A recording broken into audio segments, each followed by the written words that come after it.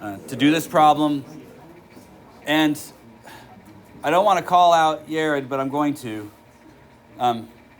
He wrote the answer down, but there was no supporting work. It's a quiz, I don't care so much, but I'm not going to give any points on that on a test. You got to show you have to show me what you did. Does that make sense? So, net force equals MA. It is an object going around the moon.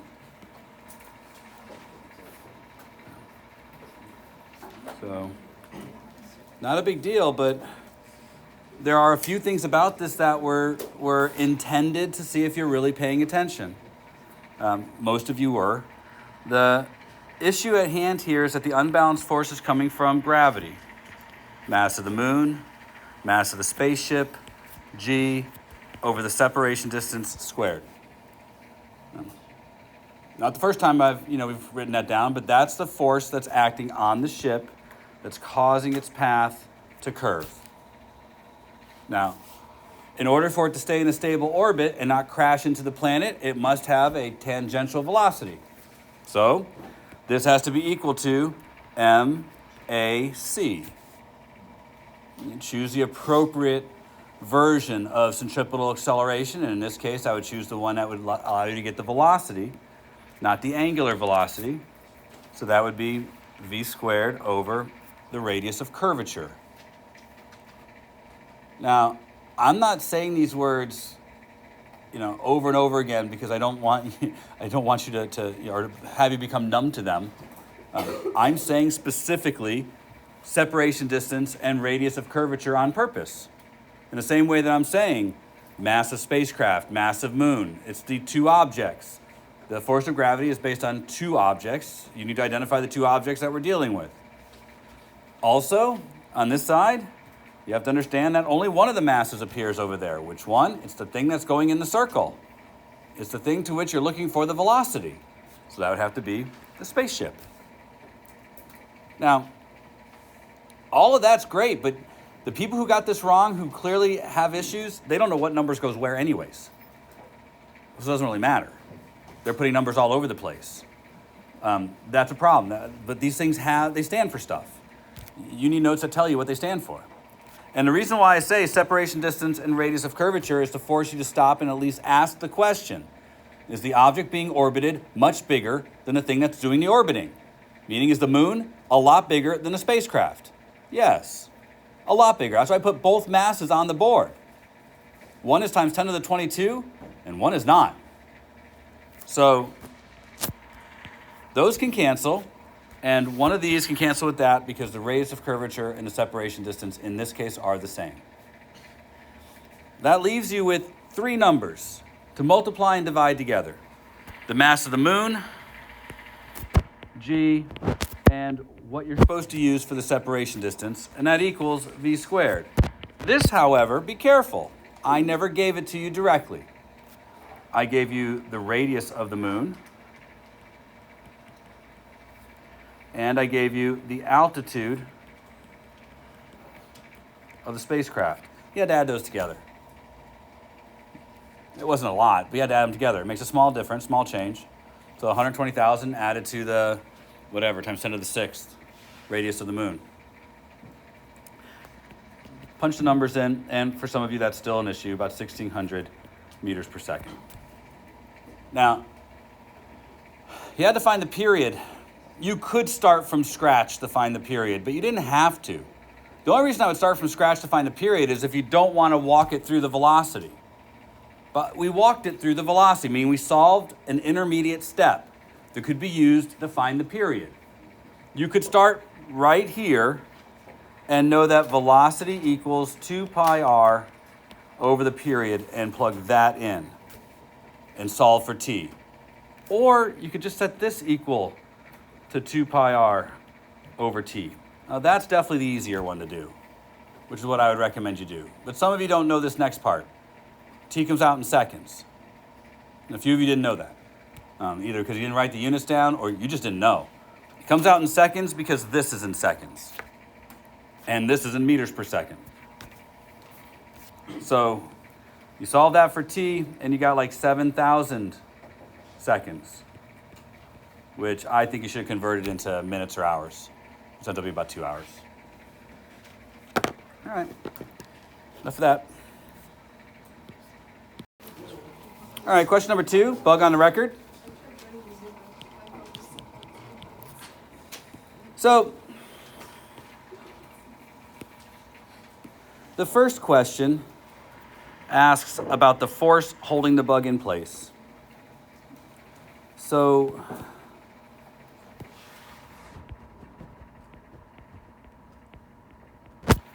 the bug is located, 10 centimeters away?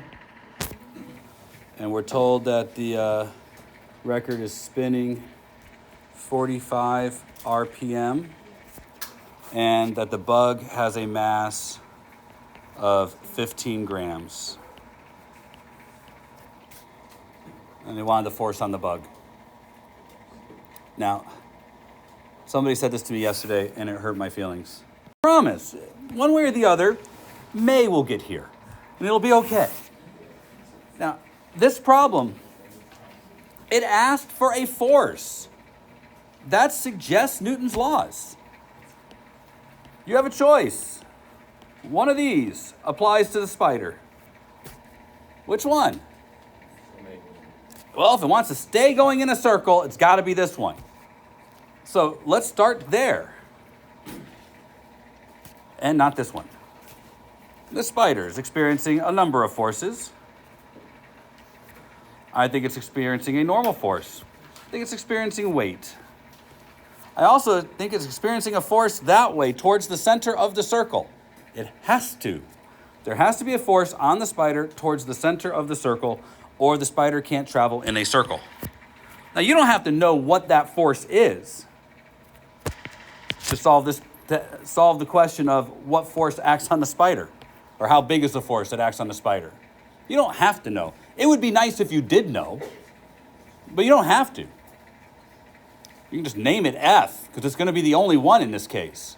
That's not always true, but in this case it is. Now, on the one with the Batmobile, it was clearly tension, because there was the cable that caused him to travel in the circle. But the spider, what do you think it probably is? Since the rest of the problem asks about friction, good chance it's friction. If nothing else, context clues, right? You learned that in English. I'm expecting you to bring that here too. So the context clues suggest this is a frictional force. You're right. Think of it. If the record were slippery, would the spider be able to stay on the record? So if a slippery surface makes them fly away, then it's probably friction that's keeping them there. So I'm going to make that as a good solid wager. It's friction, and not just any friction. It has to be static friction, because it's staying on the record. It's not sliding across the record. So my net force is static friction. I have a choice here about what to do next, though. I have v squared over r, and I have omega squared times r. I can choose which one of these I wish to use for this problem. Well, I'm going to go back to what they gave me. RPM.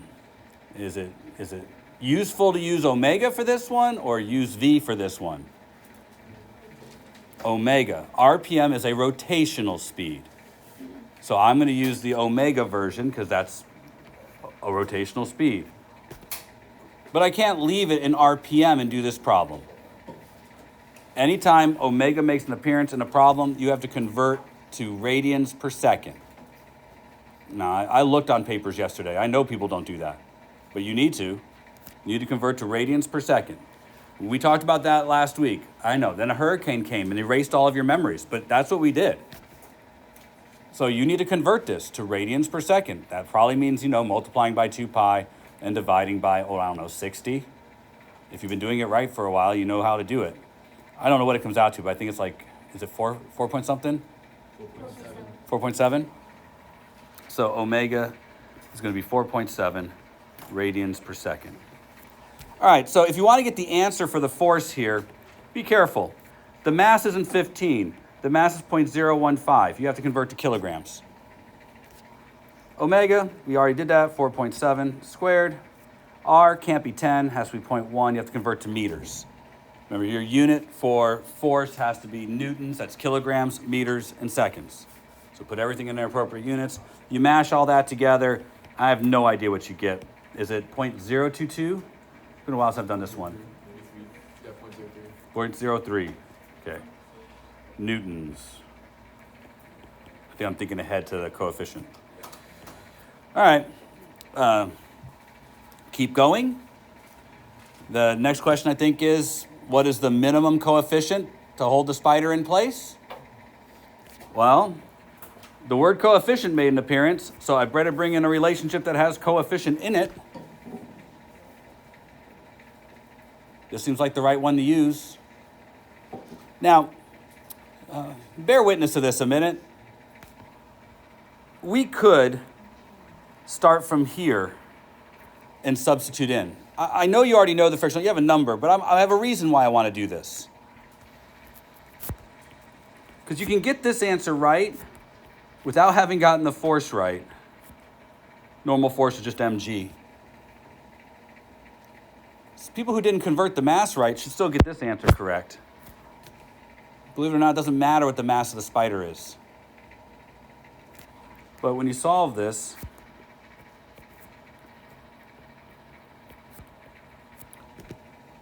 this shows you a minimum. It says that the stickiness of the surface must be greater than or equal to this minimum value. So whatever that is the minimum value. And I think that's 0.22. So there, part A of the problem. Working the problem in a very straightforward manner from beginning to end with net force. The next part of the problem is one that it's the same question. All the things are the same. The difference is that you're given a different threshold to find. So isn't the next one the actual coefficient of friction is 0.4? Yeah. And you're asked to find out how far away from the center the bug can walk before he flies off. Well, I'm going to go all the way over here and suggest that this is still a force problem. And starting from scratch, because I want to make sure you all see that you can always start these problems from scratch. This problem begins again talking about friction. It gave you a value to use here, 0.4. So I think it's not inconceivable that we're going to have to use an expression for friction again. Now, all the same forces are at play here. So it's still going to be friction holding him on the record. And it's still got an angular speed of 45 RPM, so I'm still going to use this expression for the frictional force. Normal force is still mg. The only difference now is that I have a different value for my coefficient. I want to know how big can R be before he flies off. Well, let's bring these things together again. M omega squared R must be less than or equal to US mg. Solve that for R.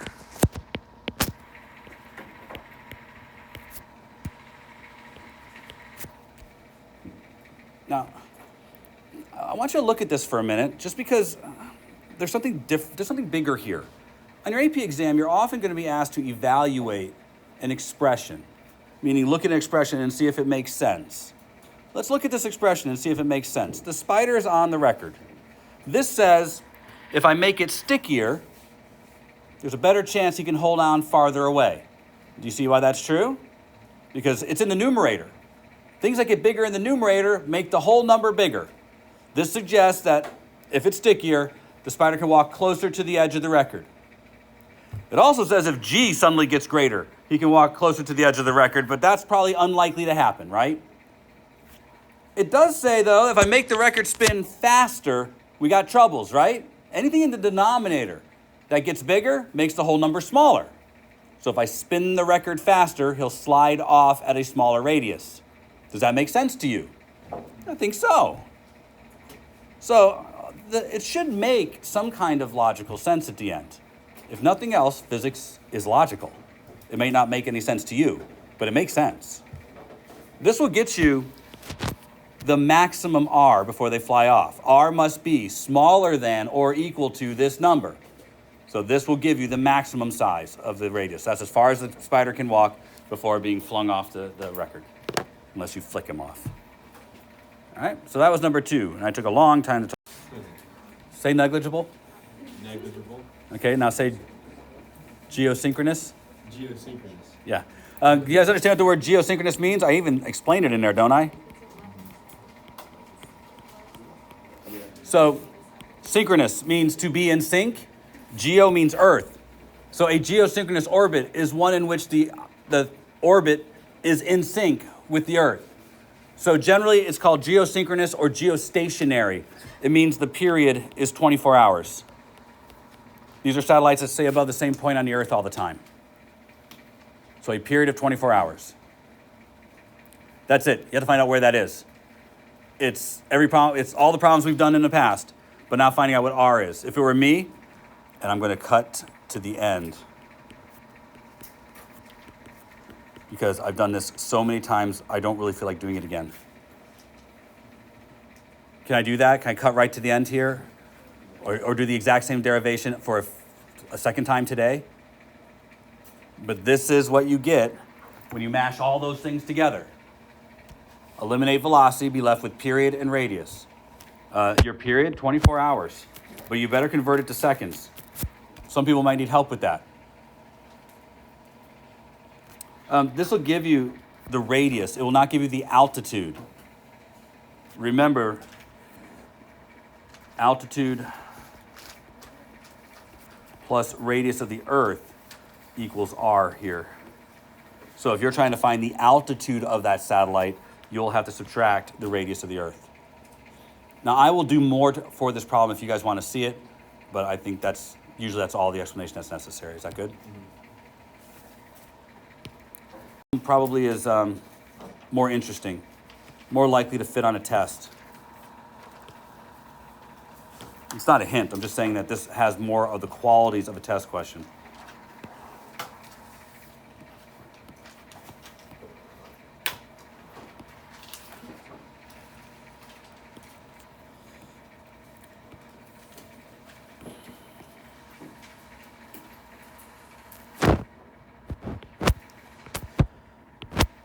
All right, so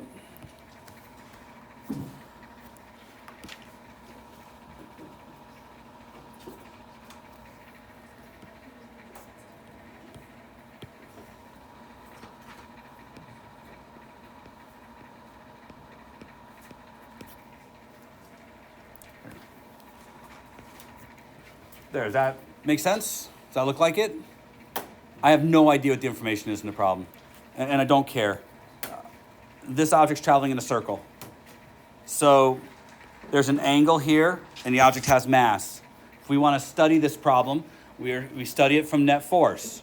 It's traveling in a circle, which means from the very start, the net force has to be equal to MAC. Now, is this something that you guys can imagine, or do I need to paint a better picture? Like, do you need me to hold a stopper and spin it around so you can see it, or can you kind of imagine what this is doing? I'm going to assume you can imagine what it's doing. Right, Luke? Poor Luke. So tired. Yeah, I don't wake sleeping students. You never know why they're sleeping. Could be laziness. Could be that they have a rough life at home. I never know. So I don't wake them. Yeah, but, could be anything. There are only two forces that act on this mass. There's a weight downwards, mg, and there's tension upwards. Be careful when you draw this. The tension's going to be greater than the weight. That has to be true. This tension has to cause the weight to travel in a circle and keep the weight from falling to the floor. So you should draw it in such a way that you realize that before you start. I know that's hard because that requires a lot of forethought, but that's what you have to do. Now, knowing that, the unbalanced force has to be towards the center for it to travel in a circle. So I'm going to make this the positive x direction, and this the positive y direction. Have I left any of our set of steps? Am I staying right along the set of steps I've given you? You had to bring to this problem that the direction that is positive for acceleration is towards the center of the circle. You had to bring that to this problem, and that's here. But theta goes here. So in jumping to do the trig, because I don't feel like spending a lot of time on triangles, the upward force has to be t cosine theta. And the sideways force has to be t sine theta. These are the components of the vector. My expectation is at this point is you guys can do that. We've done it a lot. But this also tells me very clearly that the net force in the x direction is going to be the MAC, and the net force in the y direction is going to be 0. Now's when I start to question what I have to do. Like, AC, should I put that in v squared over r or omega squared times r? Which one makes sense for this problem? Well, it probably depends on what they ask. And I don't know what they ask.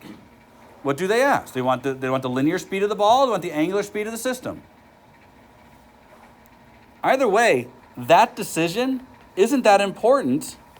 Either one of these works. Pick the one that works for you. Which one should we do for this problem? I haven't read the problem.